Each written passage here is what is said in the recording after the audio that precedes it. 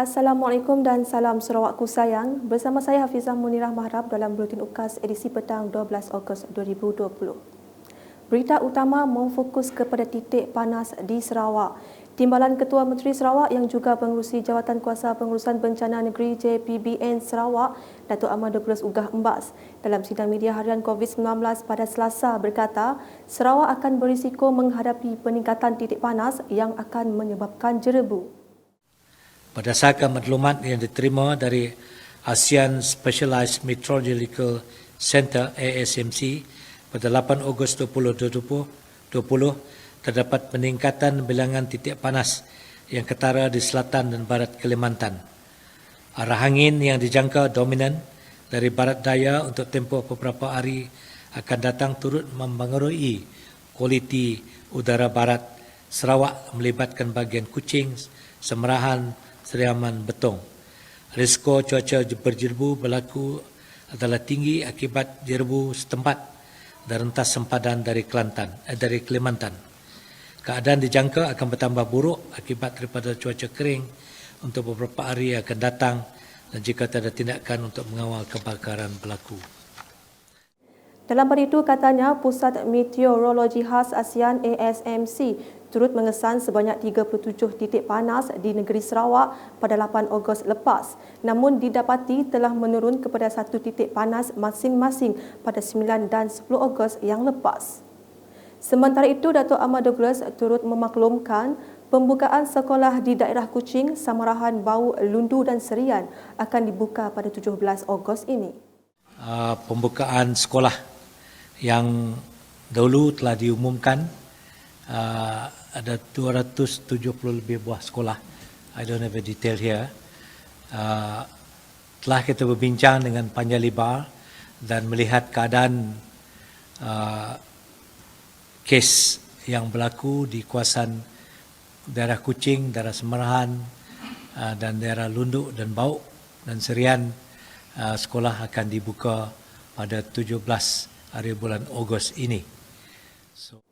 Seterusnya, Majlis Pembukaan Sekolah Atlet Karya Neka ke-12 yang berlangsung di bangunan Parlimen Kuala Lumpur pada Selasa telah menyaksikan pra-pelancaran satu lagi platform digitalisasi oleh Kraft Tangan Malaysia yang akan memanfaatkan industri kraft dan komunitinya menerusi MyCraft Shopee.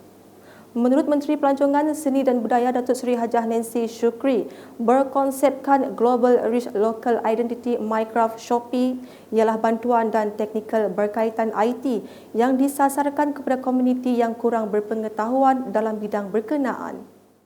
Inisiatif ini amatlah dipuji kerana tidak semua yang mempunyai kemahiran menggunakan teknologi terutamanya dalam teknik fotografi, penyediaan video, suntingan gambar dan keterangan produk hinggalah proses muat naik dalam e-marketplace perlu diambil kira, iaitu syabas dan tahniah kepada Kraft Tangan Malaysia.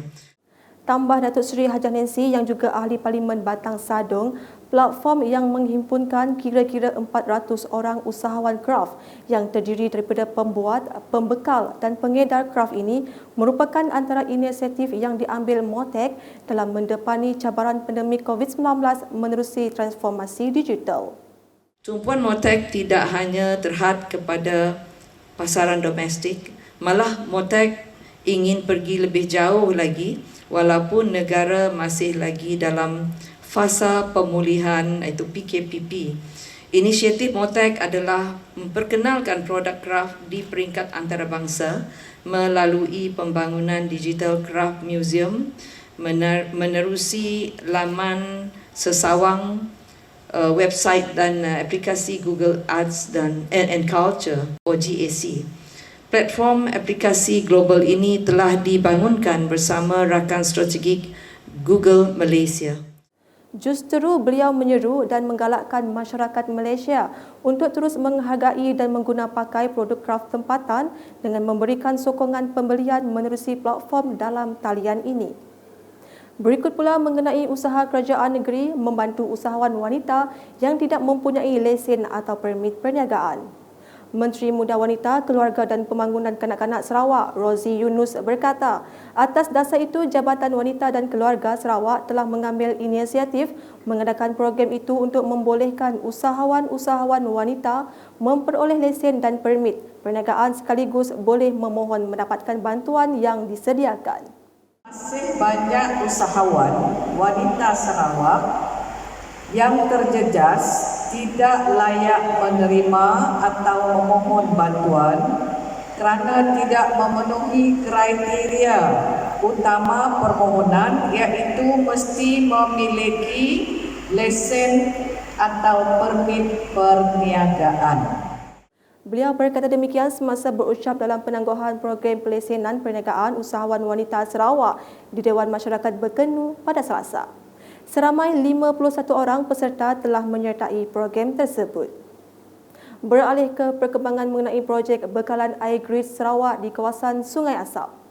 Sebanyak 15 rumah panjang dengan 1,742 isi rumah di kawasan Sungai Asap menerima manfaat daripada projek bekalan air grid Sarawak bernilai hampir 0.9 juta ringgit yang telah siap sepenuhnya pada Jun 2019. Menurut kenyataan media yang dikeluarkan oleh Kementerian Utiliti Sarawak, susulan daripada aduan yang diadukan, Kerajaan Sarawak telah meluluskan projek rakyat tersebut iaitu penggantian paip yang lama kepada paip baharu untuk menggantikan paip yang lama dan berkarat dari meter air sehingga ke dalam rumah panjang.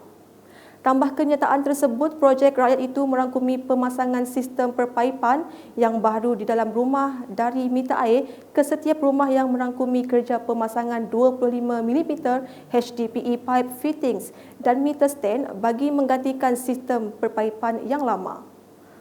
Antara 15 rumah panjang yang terlibat adalah Umar Lesong, Umar Penan, Umar Juman, Umar Ukit, Umar Badeng, Umar Bailui Ukap, Umar Bakah, Umar Belor, Umar Lupo Kulit, Umar Balui Leko, Umar Bawang, Umar Kelep, Umar Lahanan, Umar Nyaving dan Umar Daro.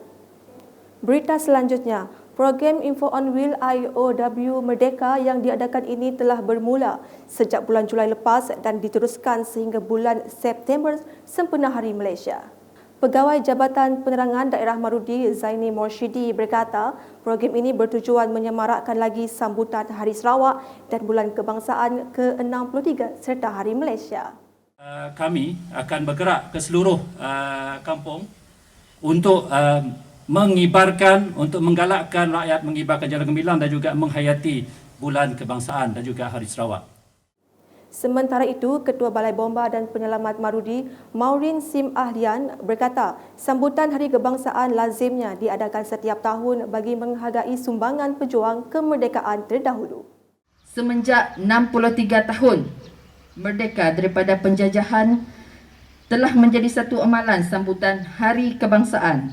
Sambutan dipenuhi dengan pengisian sejarah perjuangan rakyat berbilang kaum di Malaysia dalam perjuangan menuntut kemerdekaan yang turut diselang-selikan dengan program-program bersifat patriotik dan kenegaraan. Begitulah lazimnya. Pada majlis itu telah diadakan penyerahan jalur gemilang oleh Pegawai Penerangan Daerah Marudi kepada Ketua Balai Bomba Marudi sebagai simbolik tanda perasmian.